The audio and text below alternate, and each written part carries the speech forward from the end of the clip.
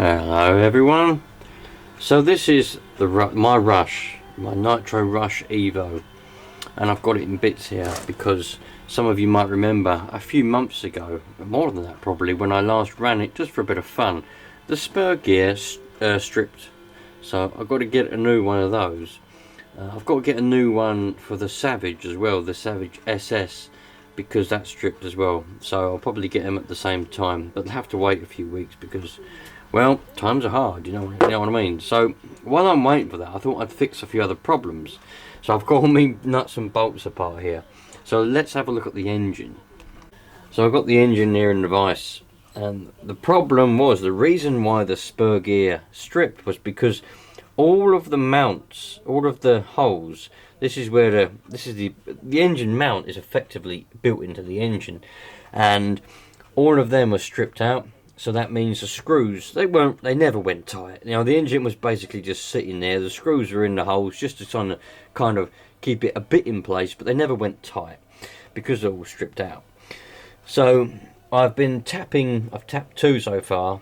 I couldn't find any screws either that would fit, you know, that were any good. They just wouldn't tighten up. So I decided to tap them a bit bigger. So I've tapped them two. Unfortunately, that one there got a little bit too close to the edge of the case there, and it did crack a little bit. But I put a bolt in there, and it seems all right. This one was all right, so I've just got to do that one and that one with the old tap there. And I've found over here we've got 4 new bolts to bolt it in place. So I'll probably give that a clean out when I'm there. I had to rummage around in here to find. These aren't identical. I've got 2 slightly longer and 2 a bit shorter. I'd like to find, oh, there's another one. Look. There's a shorter one to match that one. So if I can find one more of those little short ones. Oh, that might be one there, is it? Is that one there? That might be one. Oh, happy days. There we go. Oh, even better. So now I've got 4 of those. That'll bolt that, should hopefully bolt that in nice and tight, because this is I don't ever remember in more than 20 years, I can't remember, I bought this when the Rush Evos first came out. It was £199.99, and I bought it with my birthday money in cash in the RC shop when I must have been about 10, I don't know, but I can't remember ever stripping a spur on this. So this is the original one, as far as I can remember. We're going to focus on that, you know. So it has lasted well, you know. And I use this every day with the Savage. I took them both out at the same time when I was a kid. So, and also, this is the original bell, and the original clutch is in there as well. Never, ever, ever changed them ever. I know this is a different engine. There'll be some of you going, but hang on a minute, you changed the engine. I know that, but when I changed the engine, I had to put the flywheel on, didn't I? So I took the clutch, the bell, and the flywheel off of my engine and put it on this other engine. So that's all the same. Anyway, I'm going to tap these last 2 out, and then we'll see whether my efforts are going to go well. And the good thing about the Rush is you can change the spur without having to take the engine out or mess around with the engine. So I can get that engine bolted in, and I can even set the mesh if I wanted to, because this was still mesh, and all I've got to do is slide a new spur in there. Happy days. This is a battery, by the way, which I've been trying to revive. It's actually starting to take charge now. It's out of my caravan, and it's been in there for ages, and it's been working fine, and I didn't think anything of it. So I took it out because I need to sell it. I need to sell the caravan. Proper short on dollar at the minute. It's serious stuff at the moment. So I took the battery out, and I thought to myself, I don't want anyone nicking that. But when I measured the voltage, it was 2 volts, and I thought, what? Anyway, long story short, it had no water in it, so I put some water in it, and I've been slowly making it take a charge. It wouldn't take no charge really, so I've whacked that up to maximum, shoved 15 volts into it earlier on, and then it started to take a charge. It went up to 10 amps, so I whacked it back down again to minimum. Don't know what average that is, I can't remember. But now, whatever that is, look, 5, 6, 7, 8, 9, 10. It's probably, what's that, about 6 amps, 7 amps? That's probably taken somewhere around there now. So that's good that it's actually taken a charge. And it's only got rainwater in it as well. I only put rainwater in it. That one's got distilled water, but the other ones have got rainwater in them, so I run out of distilled. Rainwater's just as good. It's only got 22 parts per million of crap in it. You can't use tap water because tap water's got 22,000 parts per million of crap, chemicals and all sorts, you know. But rainwater was free. Distilled water costs money. I could sit there and boil the kettle for ages, but I ain't gonna bother doing that. So there we go. Anyway, let's play around with tapping this out. I've got me me new tap and die set. I bought this about 10 years ago because my old tap and die set is about 40 odd years old, and I always go for my old one because it's trusty, faithful, and it works. But it's starting to wear out. Some of the taps aren't quite as sharp as they used to be, and I bought this about 10 years ago. But because I always go for the one that I like, the older one, this one sat in the cupboard for the 10 years. So I forced myself, I didn't force myself, but I was like, no, come on, let's use the new one. I've used it a few times, let's use it again. So I've got the new tap and die set, which is 10 years old but new. Anyway, let's get tapping.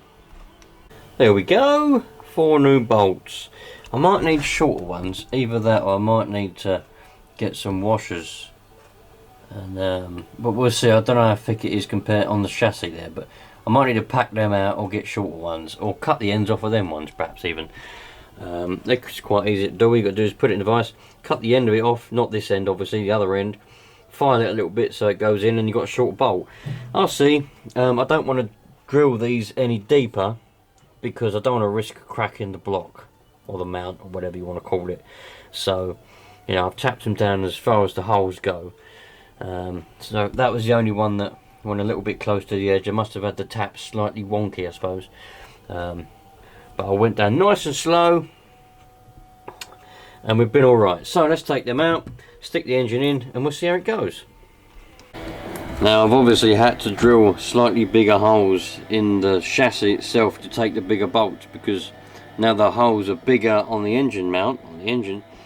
Obviously the holes were the right size in the chassis, so I've just drilled bigger holes and just clean it all off, and then we'll mount the engine. Well, there we go. I mean, that couldn't have gone much better really. It's in the original holes. Obviously I've just made them bigger. They look like they're supposed to be there because they're nice black screws, bolts even. Nice, happy with that, very happy with that. Ignore all the things flying around everywhere. I've got to put the fuel pipe and that back on. Yeah, that couldn't have gone much better really. Stick that back on there. All I've got to get is a new spur. The mesh should line up, but I can always adjust that later on. But it should line up because it's in the original holes. Hasn't gone anywhere. But obviously now the holes are slightly bigger. Having said that though, the bolts are bigger as well, so it should keep it in the same place. But you and I both know that that is not going to be a problem. I can sort that out. But you know, I'm happy with that. Now this engine is going to be solid. I'm going to take those screws, when I get the spur, I'll take them screws out and then I'll put a thread lock on them when I'm finished with it. I don't want to put a thread lock on them now obviously, because I might have to take the engine or loosen them to move the engine to get the spur on and set the mesh properly. But with these rushes, as I'm sure you can see, there is other holes for different engines if you want to put different engines in. But for this standard T15 engine, the holes are set. They're just one hole. They're not elongated. So where the engine sits is where the engine sits, and that is that. So, but we can always adjust it. I wouldn't panic about that. But there we go, you lot. I'm just going to tidy this mess up because these screws are going bloody everywhere. Oh, I need to get another screw there to hold that exhaust on. I might have a look at that in a minute. There's nothing else I need to do. Obviously it needs a battery pack, a hump pack in it to be able to be used. Still got nitro in it, look, from the last time I run it. It must have been, well, but you lot probably may have watched the video 4 months ago, 5 months ago, something like that. I think it was the beginning of the winter, somewhere around there. I don't think it was all that cold, was it? Anyway, there's the receiver in there's a Fly Sky.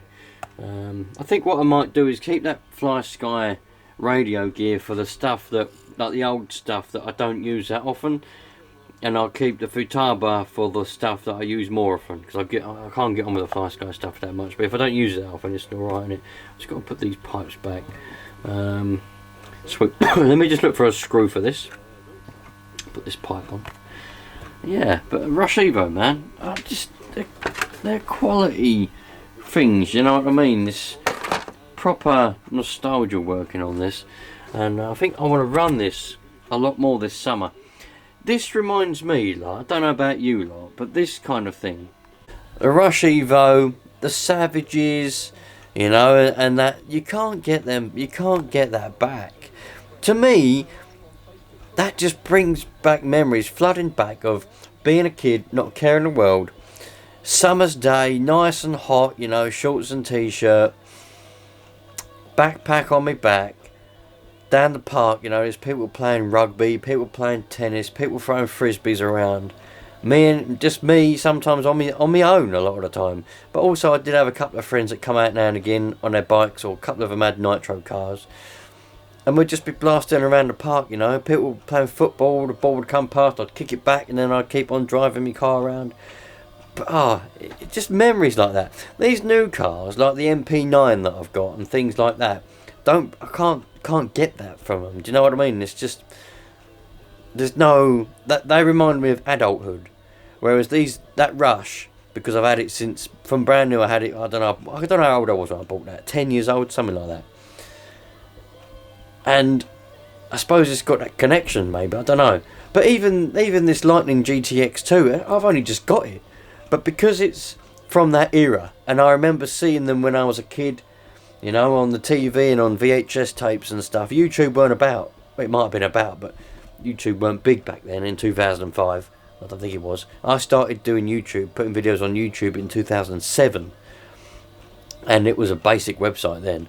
A very basic website. Yeah. Anyway, what I'm trying to say is that for me has got nostalgia. That twin engine GTX 2. This thing here. It's got nostalgia to it, even though I've only had it a few weeks, like I say, because I remember seeing them and they were the thing. This is back when companies had fun designing things, you know, the same as the Rush and the Savage. This has got character. When they made these, this is character, you know. The new stuff that you can buy these days is stupidly priced. Way over. I can't believe the price of some nitro cars, basic ready to run nitro cars these days, but they just don't seem to me to have, like, doesn't seem like the people making them had fun, and they don't make them with fun in mind. It just seems like everything's too serious these days. I can't help but feeling the way I feel about it. It's just in the heart, you know what I mean? Like when they present them and advertise them and all that kind of stuff, and you see people with them, they just seem like a serious thing. Whereas back then, it just feels to me as if the hobbies of RC cars wasn't a serious thing. It was all about fun. People these days want things to work, and if something doesn't work, they get the ump. But back then, it was like, that is what it is, and if it works, happy days. If it doesn't work, don't cry about it. Go and mend it and make it work. And that was part of the fun. Mending it was part of the fun as well. But it just seems these days, you know, things just get too serious. And that plays on me, man. That plays on me. I just think to myself, come on, man. Everyone, stop being so serious and have a bit of fun. But I think the world has gone serious these days. You know, everything's expected to just work. And if things don't just work, people get the ump. You know. But then that means things are well expensive. Anyway, I'm going to find a screw, put that exhaust on, put that pipe back on there, because I looped that pipe round, because otherwise all the nitro was going to flow out, so that's got to go on the carburetor. Well, that was a bit of a nice one. Look at that. I found that screw there. It goes in nice. Looks like it's supposed to be there, doesn't it? Doesn't look like it's out of place or anything, does it? I like that. Just like the ones I'm just putting on the engine mount. Happy days. Oh man, I'm well excited now. Just dropped the screw or something. I really want to get a spur, but I'll have to wait. I'll order a spur for the Savage, because the Savage one, it's just as bad. I'll get a new Savage spur as well. So I'll get those, and then we'll better have both of them up and running at the same time, and I'll take this one out for a blast. I just bloody love it. Do you know what I mean? Do you ever just get that feeling in your chest where you just love life? It's like everything's just, I don't know. It's just, I can't explain it. I wish I could, because a lot of people say to me all the time, "You're just mad. Like, why are you always so happy about everything?" I just. Yeah, do you know what I mean? It's just, don't know, just happy. You just love life. Everything's brilliant. It really is. You know, just look at it. Absolutely brilliant.